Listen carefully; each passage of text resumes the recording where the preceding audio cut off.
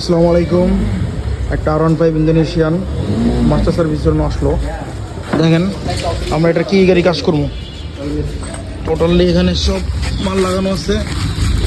আপনার কেবল, আপনার ভোল্টেজার পাইটু লাগাবো, chain sprocket set, original chain, drum rubber, totally original brake pad পিছনে ইন্ডিয়ান।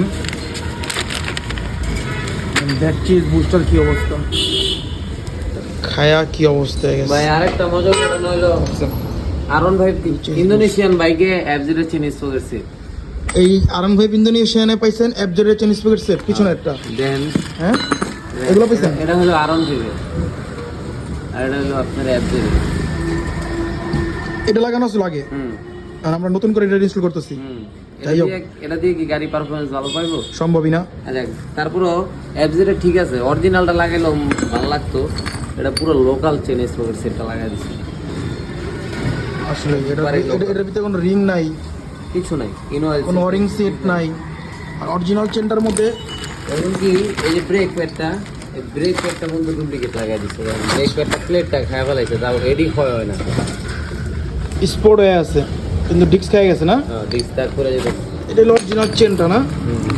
এই দেখেন, এই মাঝখানে একটা করে অরিং দেখবেন, রিং, এটা অয়েল সিল বলা হয়। এগুলো লাগানো দেখবেন, এগুলো অরিজিনালের মধ্যে পাবেন। আর আগে যেটা লাগানো ছিল দেখেন, এটার মধ্যে কোনো কিছু না, দুটোটাই লেভেল লোহা। যাই হোক, এটা লেভেল লোহা, আর এটা হলো মাঝখানে একটা করে ওই দেখেন রিং দেখা যায়। এই যে রিং, এই যে রিং ইন্দোনেশিয়ানে একটা রিং থাকে এই জায়গায়, দেখতে পাচ্ছেন।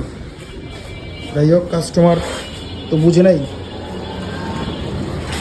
কাস্টমার অনেক কিছু চেষ্টার পর আমরা আসলো সার্ভিস করাইতে। আমরা সার্ভিসের পর খোলার পর দেখলাম এই রেজাল্টটা। ইনস্টল চলতেছে এখন। এই যে কাস্টমার, আমাদের দুঃখিত কাস্টমার। যাই হোক, কমপ্লিট পর বাকিটা দেখাবো ইনশাল্লাহ আপনাদের। ফাইটার ভোল্টেজ ইনস্টল করলাম, দেখেন সার্ভিসের মধ্যে এটা